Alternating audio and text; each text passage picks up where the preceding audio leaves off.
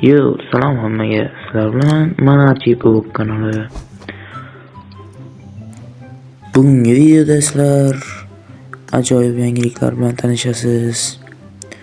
Bugungi videomizda o'rin olganlar keyingi yangilanish qanday bo'ladi va qaysi olti yangilanish qaytmoqda. Qo'shimchasiga keyingi 2 suit haqida ham bila olasiz.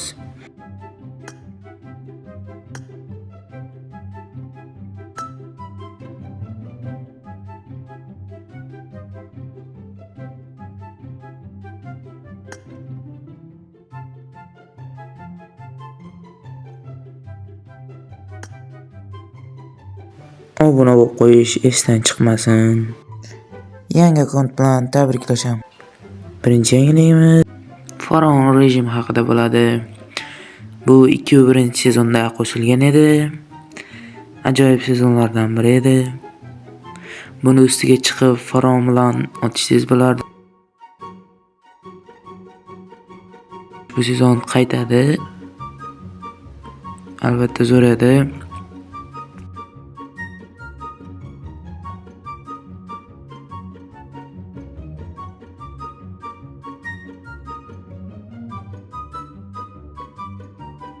Ko'ryapsizlar, tepaga chiqib ketsa bo'ladi. Faraonni o'zi bilan otishsa ham bo'ladi. Juda zo'r.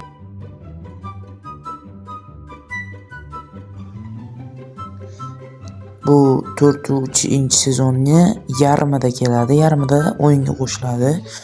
Endi PUBG har yangilanishda, har yangi sezonda eski sezonlarni, eski yangilanishlardan bittasini qaytarib qo'shib qo'yadi. Bu albatta juda zo'r. Sizga qaysi eng yoqadigan bir sezonni yozib qoldiring. Misol uchun menga Godzilla eng yoqadi.